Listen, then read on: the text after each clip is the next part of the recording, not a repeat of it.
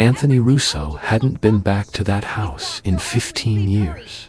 15 years since his mother's funeral. 15 years since he walked away from Brooklyn and never looked back. He'd built an empire in Manhattan restaurants, construction operations that generated millions. He was untouchable, feared, respected, the kind of man who didn't answer to anyone. But then his phone rang at 2 a.m. "Mr. Anthony, please, you need to come back. Right now. Tonight." It was Rosa, the maid who'd raised him when his mother couldn't. The woman who'd bandaged his scraped knees, made his school lunches, kept the family's secrets buried for 40 years. And Rosa never called, never asked for anything. Not once in all these years. Her voice was shaking, crying, terrified. "What's wrong?" Anthony demanded. "I can't say on the phone, but you need to see this. In the basement. Oh God, Mr. Anthony, I found something. Something about your father." Anthony's blood went cold. His father had been dead for 23 years. What could Rosa possibly have found? He grabbed his coat and drove through the night. But when he opened that basement door and saw what was waiting for him, his entire world shattered. What did Rosa find? And why had it been hidden for decades? Before we dive into this story, if you're already hooked, hit that like button right now. And if you love stories about family secrets, hidden truths, and shocking revelations that change everything, you need to subscribe. We've got more incredible stories coming your way. Trust me, what happens next in this story, you won't see it coming. Nobody did. Now, let's get into what Rosa found in that basement. Anthony Russo made his first million by the time he was 30. His second by 30. He controlled enough of Manhattan's underground economy that even the families who'd been around since Prohibition showed him respect. He owned legitimate businesses, 3 upscale Italian restaurants, a construction company, a commercial real estate portfolio. But everyone knew the restaurants were fronts. The construction company moved more than concrete, and the real estate deals involved negotiations that never made it to paper. He'd built all of it himself, clawed his way up from nothing, from the cramped row house in Brooklyn, where he'd grown up surrounded by whispers, secrets, and a father who died too young under circumstances nobody would explain. That house, 47 Marlborough Street. Anthony hadn't stepped foot inside since October 2008, the day they buried his mother next to his father in Greenwood Cemetery. She'd been sick for months, cancer, aggressive and merciless.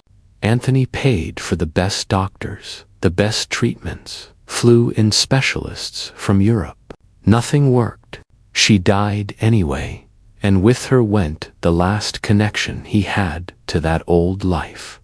After the funeral, he'd walked through the house one final time. His childhood bedroom, still frozen in 1985. The kitchen, where Rosa made Sunday gravy every week without fail. His parents' room, where his mother had spent her final days refusing to go to a hospital. He'd stood in the doorway, looking at the empty bed, and made a decision. He was done with this place. Done with the memories. Done with Brooklyn and everything it represented. He'd wanted to sell it, get rid of it, pocket the money, never think about Marlborough Street again. But Rosa had begged him not to. Rosa, who'd been with the family since before Anthony was born, who was more mother to him than his actual mother in a lot of ways. She'd asked quietly, almost apologetically, she could stay. Just her, keeping the house, maintaining it. She didn't need much. Just a place to live out her remaining years, Anthony agreed. He paid the property taxes, covered the utilities, sent Rosa a monthly stipend she never asked for. In return, she kept the house exactly as it had always been. A time capsule, a shrine to a family that no longer existed. They barely spoke over those 15 years. A phone call at Christmas, a card on his birthday that Rosa would mail with shaky handwriting. That was it. Anthony had moved on, built a new life. The past was the past until 2 a.m. on a Thursday in November 2023, when his phone lit up with Rose's number. He almost didn't answer, almost sent it to voicemail. But something made him pick up. Maybe instinct. Maybe the fact that Rosa calling at 2 a.m. meant something was catastrophically wrong. Mr. Anthony. Her voice was wrecked, sobbing. Rosa, who never cried, who'd maintained composure through his father's death, his mother's decline, decades of family chaos. Please, you need to come back. Right now. Anthony sat up in bed, instantly alert. Rosa, what happened?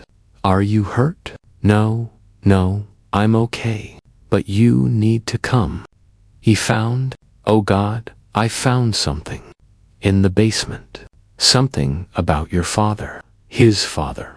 Dominic Rousseau, dead 23 years from a heart attack. At least, that's what everyone said. Anthony had been 17 when it happened, old enough to notice the inconsistencies, young enough that nobody would explain them. The closed casket, the rushed funeral, the way his mother's face went blank whenever anyone mentioned Dominic's name afterward. What are you talking about? Anthony's voice hardened. What did you find? I can't tell you on the phone. You have to see it, please. I've been keeping secrets for so long, Mr. Anthony. Too long.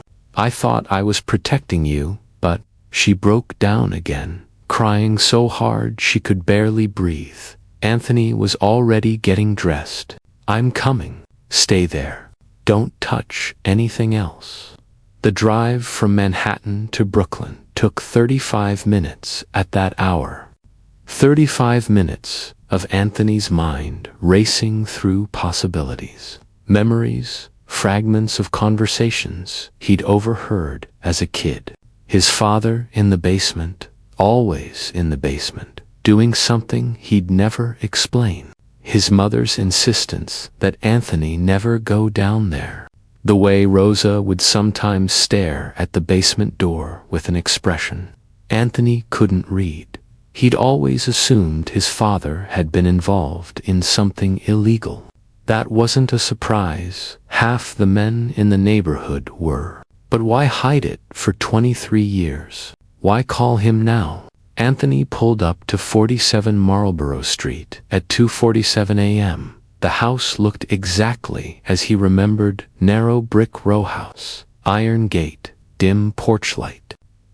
Rosa was standing in the doorway, silhouetted against the interior light, waiting.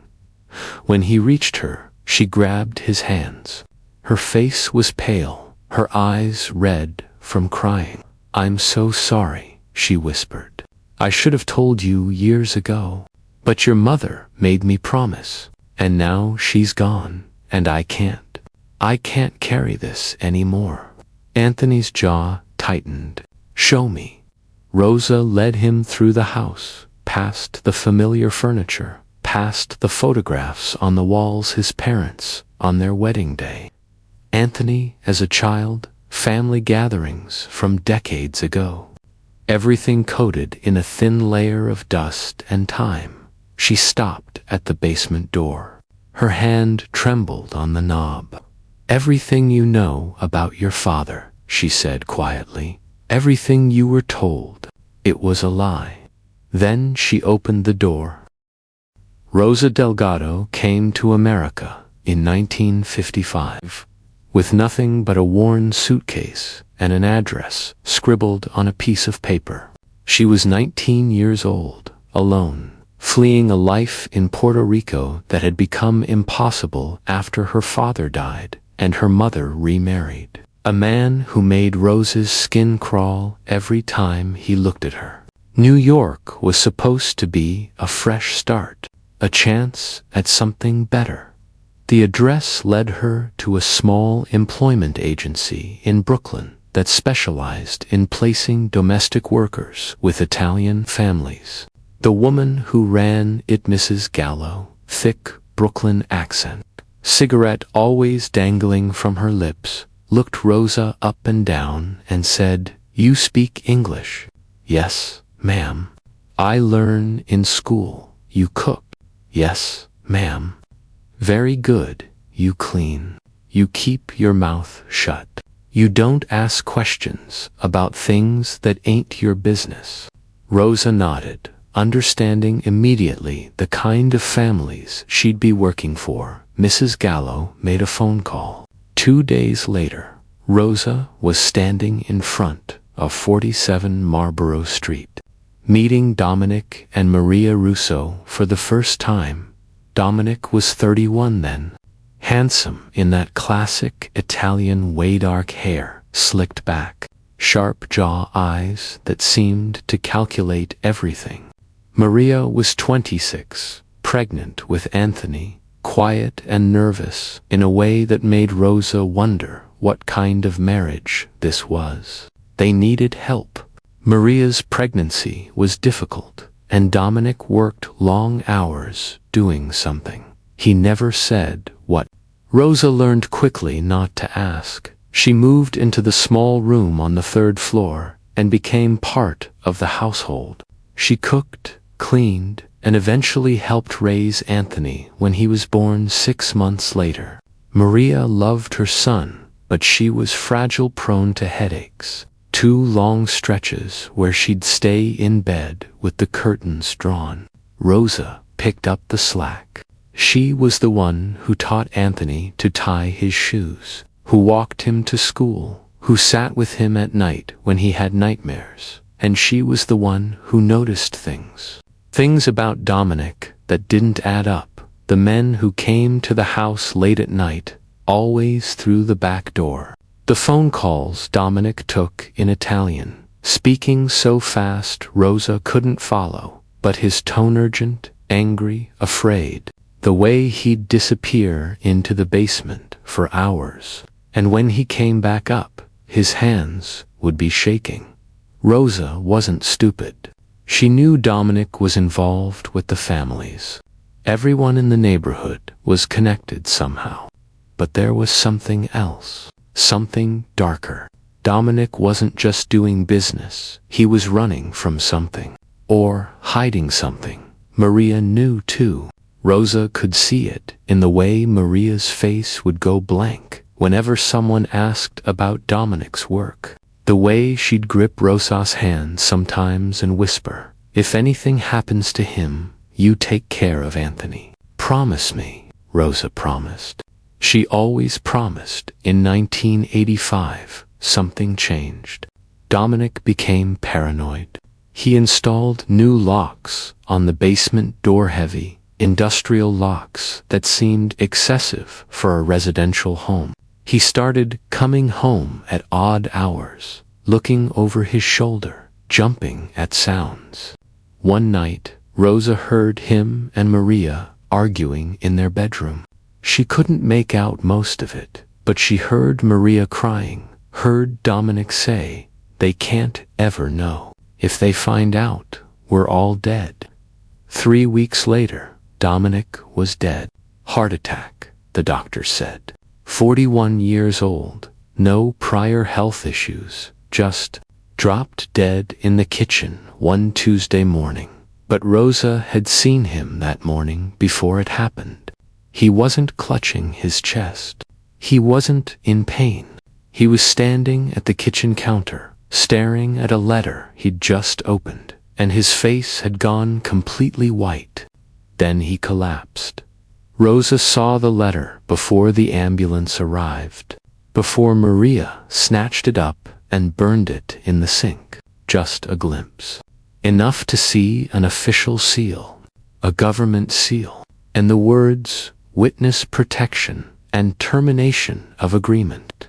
Maria made Rosa swear she'd never speak of it, never tell Anthony, never dig into what Dominic had really been. And for 23 years, Rosa kept that promise.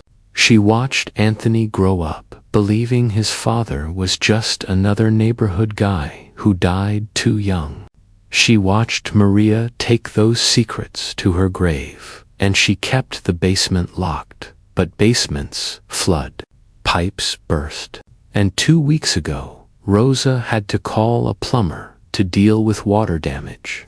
The plumber needed access to the far corner where the main shutoff valve was located. Rosa had no choice. She had to open the locks, all of them, for the first time since Dominic's death. That's when she found it, hidden behind a false wall panel that the water damage had loosened. A room, small, windowless, containing a metal filing cabinet, a locked safe, and boxes of documents. Rosa spent 3 days going through everything. Every file, every photograph, every piece of evidence that Dominic had carefully preserved, and with each page she read, the truth became clearer and more devastating. Dominic Russo wasn't who anyone thought he was. Not the mob associate, not the Brooklyn native, not even Dominic Russo. Everything, his name, his history, his entire identity was fabricated, constructed by the FBI, and the real story, the one buried in those files, it would destroy everything Anthony believed about his family, his father, and himself. Rosa had tried to carry this alone, tried to decide whether ignorance was better than truth, but the weight of it broke her. At 77 years old, after nearly 50 years of keeping secrets, she couldn't do it anymore. So she called Anthony, and now he was here, standing at the top of the basement stairs, about to learn that his entire life had been built on a lie. The basement stairs creaked under Anthony's weight, each step echoing in the silence. Rosa followed behind him, her hand gripping the railing, her breathing shallow. The single bulb at the bottom of the stairs cast harsh shadows across concrete walls and exposed pipes, everything exactly as Anthony remembered from the handful of times he'd been down here as a kid. Back when his father was still alive and this space was strictly off limits. Over here, Rosa said quietly, moving past him toward the far corner where the water heater and furnace sat. The concrete floor was still damp in spots from the recent flooding, and Anthony could smell mildew and something else, sold paper, maybe. Dust and time. Rosa stopped in front of what looked like an ordinary section of wall, painted the same dingy white as everything else. But when she pressed on a specific spot, a panel shifted. She pulled, and a section of the wall swung open on hidden hinges, revealing a space about 6 feet wide and 8 feet deep. Anthony's breath caught. The room was barely larger than a closet, but it was packed. A metal filing cabinet stood against one wall, its drawers slightly open. Cardboard boxes were stacked on metal shelving, and in the center, bolted to the floor, was a small safe, the kind you'd find in a hotel room, but heavier, more serious. I found the combination in one of the files, Rosa said, her voice barely above a whisper. Your father. He documented everything. Like he knew someday someone would need to understand. She handed Anthony a folder, manila, worn at the edges, with red first written across the front in his father's handwriting. Anthony recognized it immediately, that deliberate, careful script his father had used for everything, always in all caps, always slightly slanted to the right. Anthony opened the folder with hands that weren't quite steady. The first page was a letter, addressed to him. Anthony, if you're reading this, I'm gone, and you deserve to know the truth. My real name is Daniel Kovac. I was born in Cleveland, Ohio, in 1954. Dominic Russo never existed until 1976. When the FBI created him for me, Anthony stopped reading. His vision blurred for a second. He looked up at Rosa, who was watching him with tears streaming down her face. "Keep reading," she said softly. "I wasn't supposed to tell anyone, not even your mother." Though she figured it out eventually, the FBI put me in witness protection because I testified against the Calabrese crime family in Cleveland. I was their accountant. I knew everything, every deal, every murder, every payoff. When they killed my brother for skimming, I went to the feds.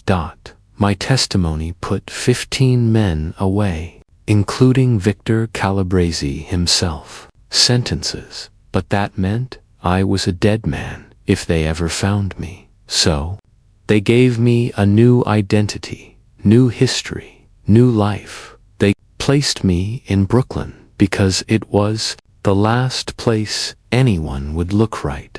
Knows of other families who respected the Calabrese organization. I met your mother in 1977. She didn't know who I really was.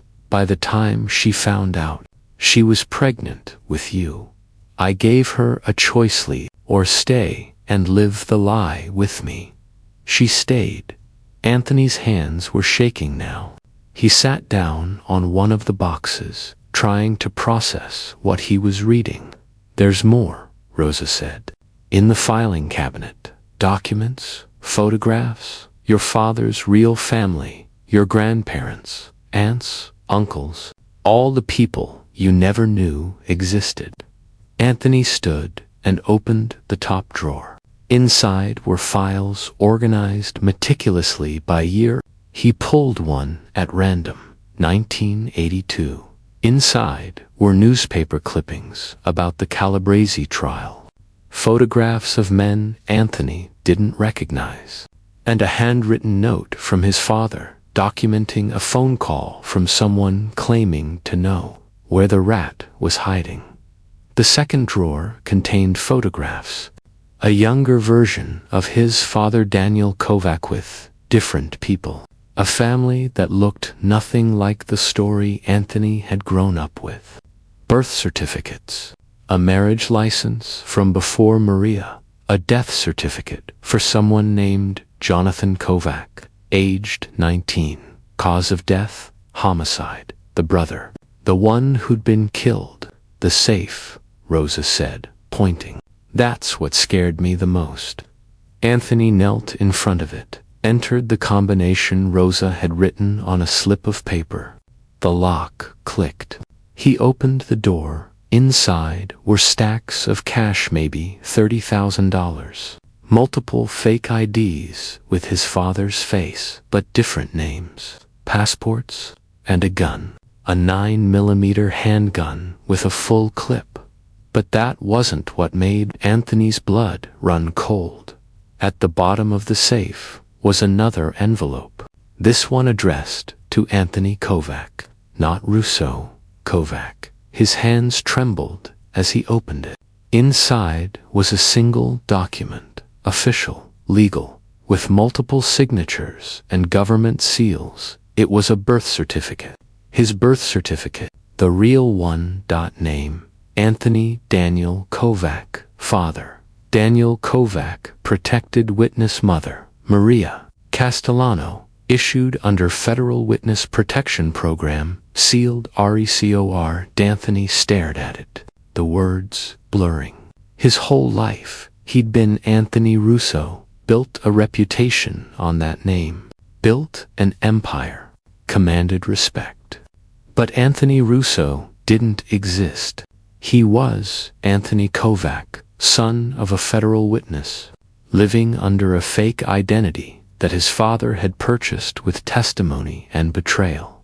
Every man Anthony had worked with, every deal he'd made, every connection he'd built in the world, his father had supposedly come from all of it, based on a lie. "There's more," Rosa whispered, pulling out another file. "Your father kept records of people who came looking for him over the years. People from Cleveland who'd gotten out of prison. People asking questions." She handed him a document dated March 2005, years after his father's death. A surveillance report from someone tracking movements around Marlborough Street. Looking for Dominic Rousseau. Looking for the man who'd destroyed the Calabrese family. "They never stopped looking," Rosa said. "Your father knew. That's why he kept all this. In case they found him. In case you needed to know how to disappear." Anthony sat there in the hidden room, surrounded by the evidence of a life that never was, holding a birth certificate with a name he'd never known was his. His father wasn't a mobster who died of a heart attack. He was a rat, a government informant. And when that letter arrived that morning in 1985, the one Rosa had glimpsed, it had probably been the FBI telling him his protection was terminated, that he was on his own. No wonder he'd collapsed. The fear, the realization that after 9 years, the people he'd betrayed might finally catch up to him and Anthony.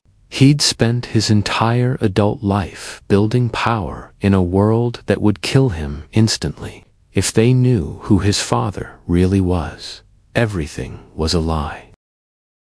Anthony sat on the cold basement floor for what felt like hours, but was probably only minutes. The birth certificate.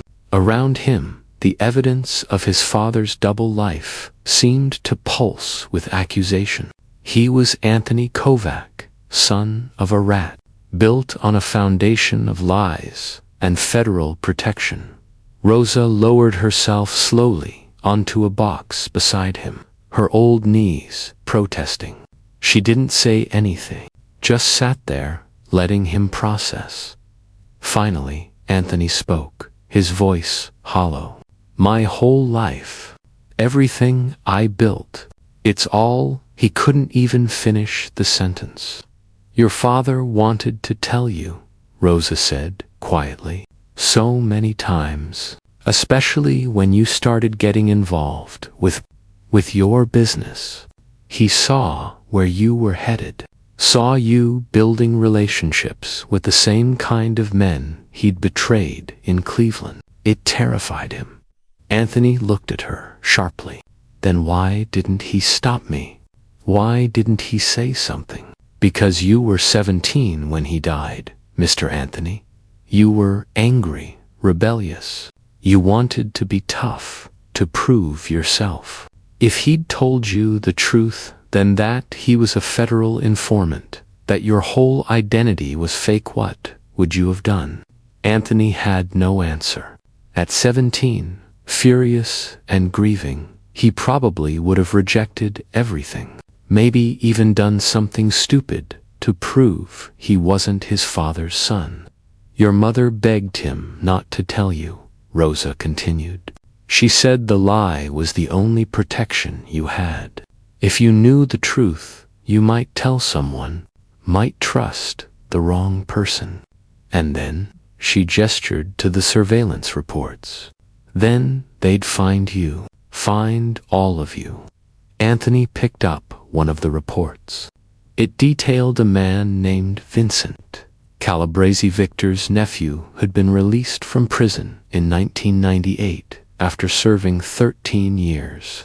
The report noted that Vincent had been asking around Cleveland about Daniel Kovac, wondering what had happened to the accountant who'd destroyed his family, wondering if he'd ever surface.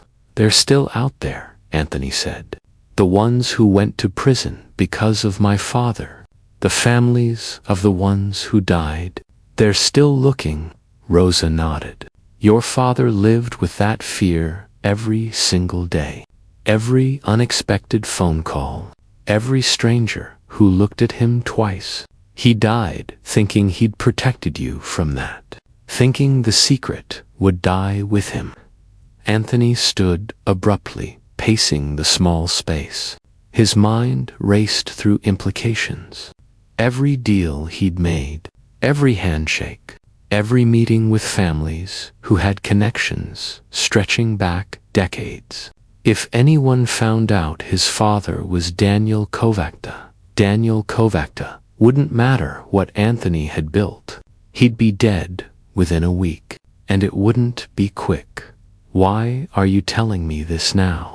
Anthony's voice rose, anger finally breaking through the shock. Why not just let it stay buried? My mother's dead. My father's dead. You could have destroyed all this. Let me keep believing the lie. Rosa met his eyes, and in them, Anthony saw something he'd rarely seen from her. Because you deserved to know who you really are. Not the man you've been pretending to be. Not the reputation you built on a fake name. The real you. Anthony Kovac, the son of a man who made impossible choices to protect his family. He was a rat, Anthony spat. He betrayed his own people. He was an accountant, Rosa corrected firmly, who refused to stay silent when they murdered his brother. Yes, he testified.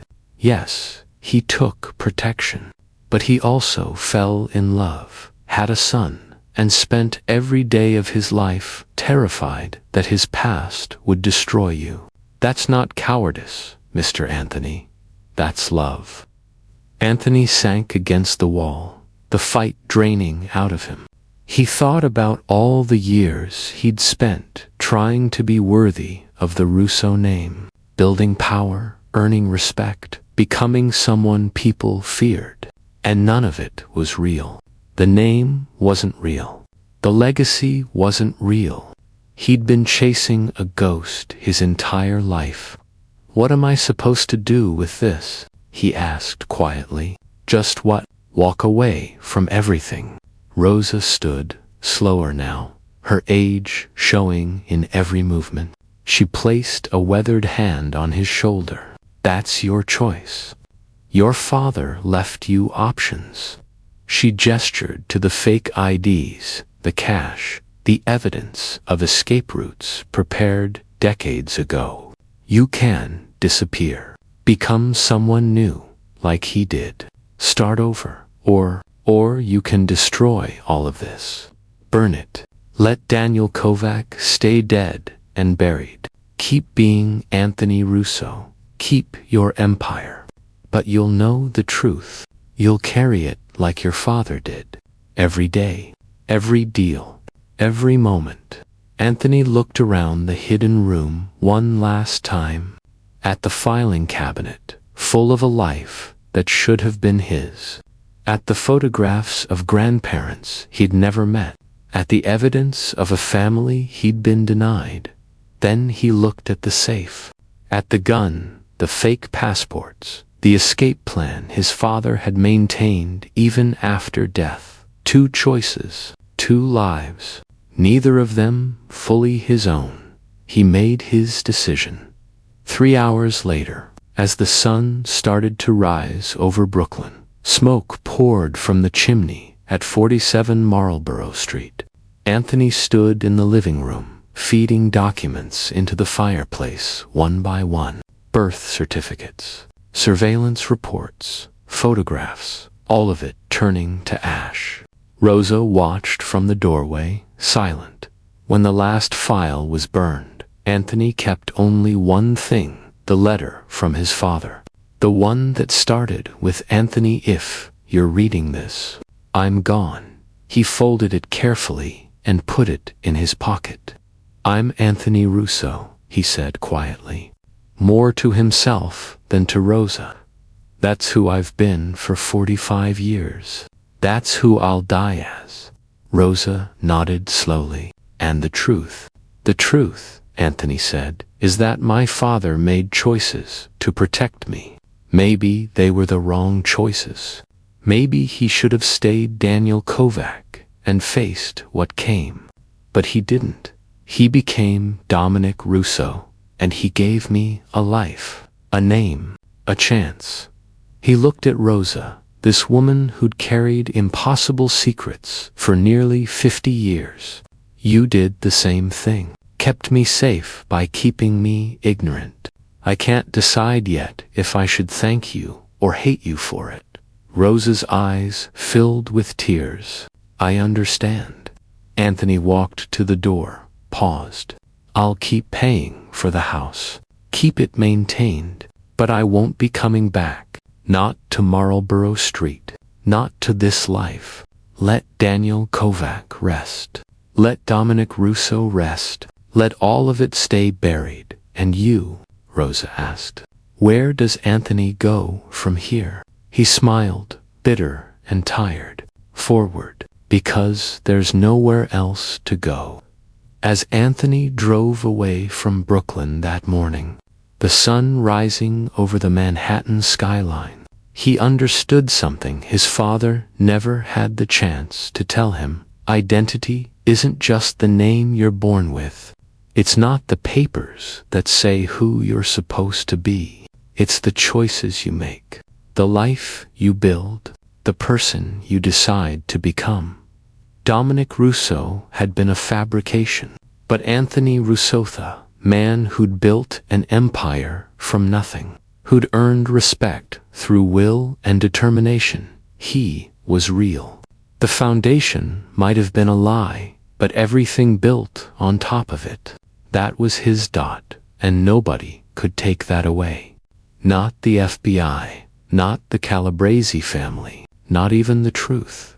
He'd carry his father's secret to his grave, just like Rosa had, just like his mother had. Some lies, he realized, were worth protecting, because the truth, the real, devastating truth, would destroy not just him, but everyone connected to him. So he'd live with it, the weight of knowing, the burden of pretending, just like his father had.